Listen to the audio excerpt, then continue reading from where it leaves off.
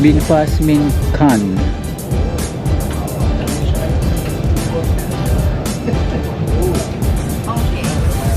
Okay, let's go. Tara!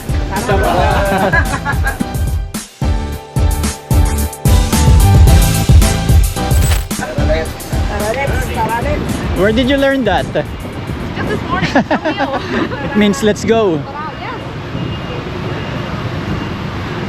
Okay guys, we're here. Laki ng showroom nila.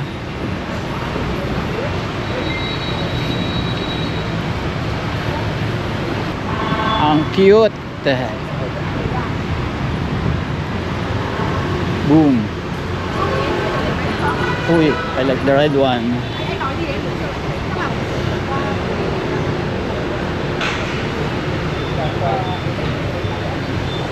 Selfie.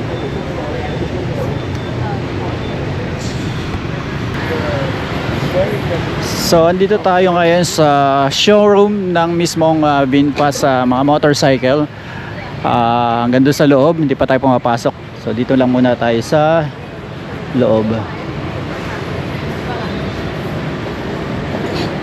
Then check natin yung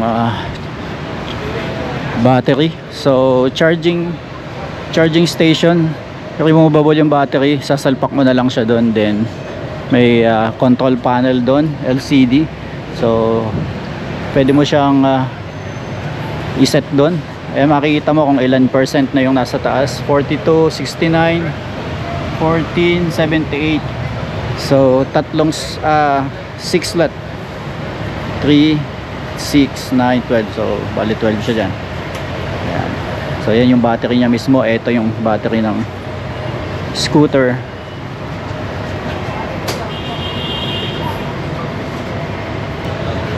So LCD siya guys. Makikita nyo, kompleto naman yung mga controls niya. Ayan. And then may susian doon. Malapad yung gulay board, kung makikita nyo yan. Ayan yung kanyang motor sa likod. Dual suspension ba to? Hindi natin makita. So dual suspension yung Binfast Amio. Ayan.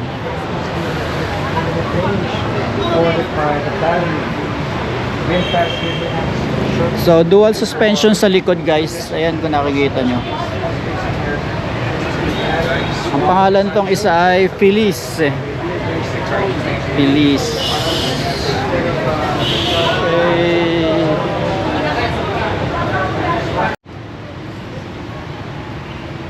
I don't know exactly of the model kit. Ito,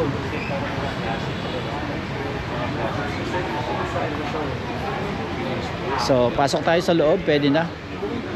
Let's go. Yan.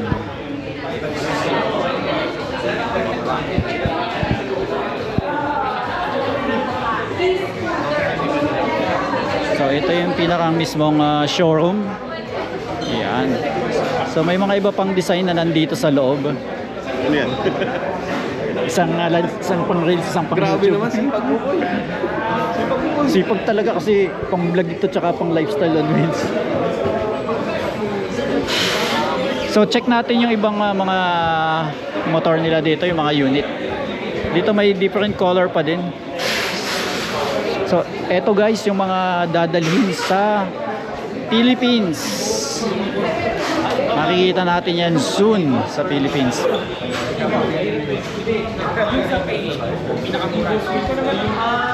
Yun, Evo Grand. Yan ang presyo niya guys dito. 20,976,000. Kaya lang bahala mag-convert kasi hindi pa ako sanay mag-convert. So mga kulay pula. And then ito, ang ganda ng kulay niya, parang nagko-color green.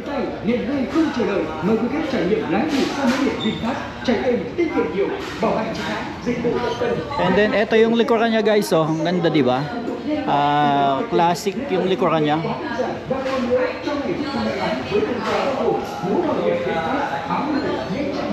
Evo Binfast.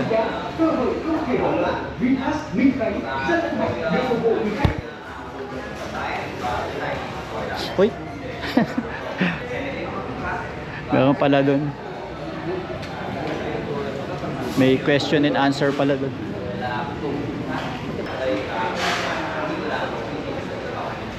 Hindi tayo nakapwesto sa unahan.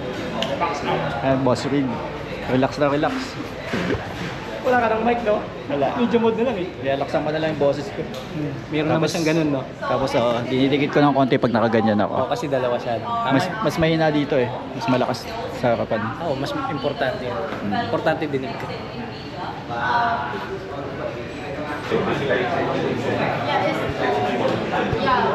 So meron sila ditong service. Ayan o. Service center or 3S shop. So yung maganda dito, I'm sure magkakaroon din sa Pilipinas ng ganitong service ano, para sa mga electric scooter or e-scooter of Binpass.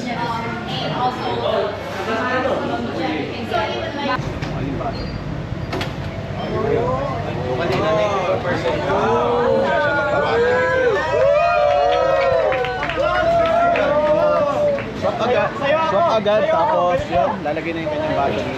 And then, makakabiyahe na siya. Dalawa, pwedeng dalawang battery. Congratulations! Instant artista. Instant artista si Kuya. May QR lang na ini-scan.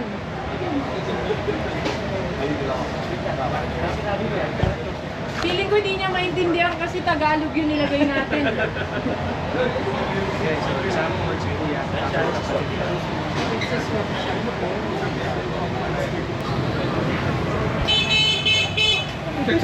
Uy, uy, uy, uy! Madaling, madaling! Madaling, madaling! Ano to? Picture out? Matulin ba? Matulin? Hindi niya maintindihan kasi Tagalog. Oo! Napakabilis! Bakit? Kapal siya ng materyales. Alis ka. Bilis na. On the go eh. On the go. Okay, nandito pa lang test ride unit nila na gagamitin natin. Kunin natin sa harapan. Ayan. Ayan ang mga unit na gagamitin namin. So next batch na lang siguro tayo. Dito pa din yan sa loob ng Binpass facility. We can do the briefing. Briefing muna saglit and then second batch na lang tayo siguro. Makami-kami din kami.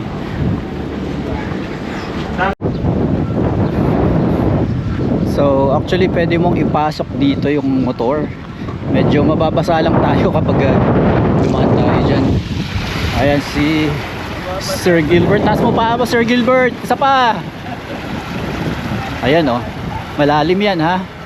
So hanggang ano yon? Gulay board. Nasa gulay board. Yan, mahaba din siya.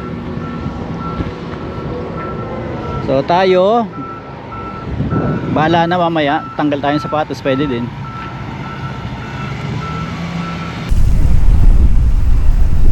Whew! Tubig! Baha!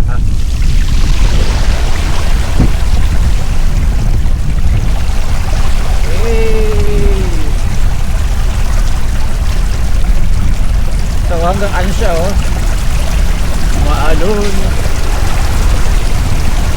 hanggang footboard, kayang kaya. So hindi natin binilisan kasi mabasa yung sapatos natin. So far hindi nabasa yung sapatos natin. That is nice.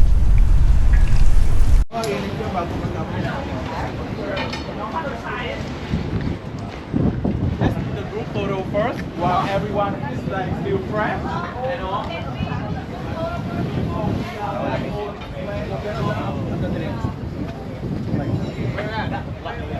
here, right in front.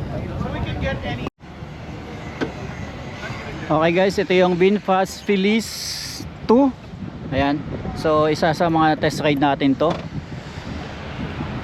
Hindi ko alam kung ito din yung ilalabas sa Pilipinas, pero importante nakagamit na tayo nito.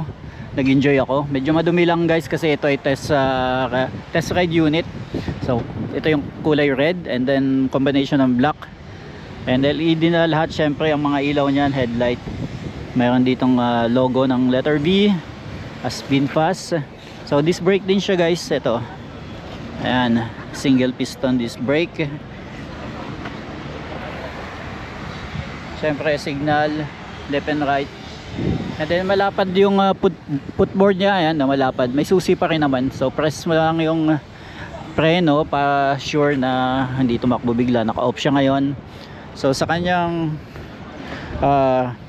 manibela, may eco, mayroong sport, headlight, switch, and then ito yung pang start sport power button. Dapat naka-on siya. And then press lang natin yung preno sa left side. Ganun yung ginawa ko.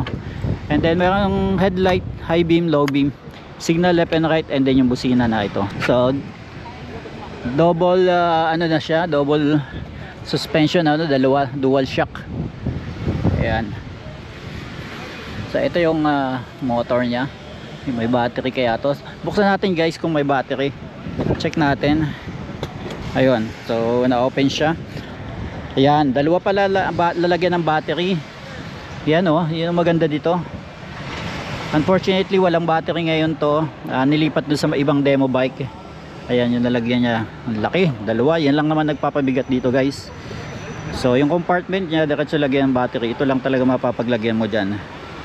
Alright. So dito, ayan yung kanyang mga ilaw, brake light, and LCD syempre lahat. So hindi natin mabubuhay kasi wala yung battery ginamit sa andun, ginagamit ngayon lahat doon. So dito tayo sa facility or sa factory ng VinFast scooter, at ganoon din yung mga 4 wheels nila, dito din yon. So ito lang yung testing area. May ginagawa pa dun sa likod ko, hindi ko alam kung baka parking, multi-purpose parking siguro yon, para yung mga finished product na dun is storage, yan siguro storage, I don't know. And then puro factory dito. So tour ng factory dito.